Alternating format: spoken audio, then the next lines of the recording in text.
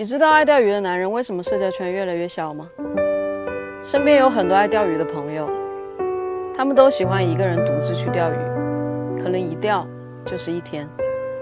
旁人看来，他们好像没有什么朋友，但只有他们自己内心清楚，低质量的社交不如高质量的独处。喜我者，我惜之；嫌我者，我弃之。圈子虽小，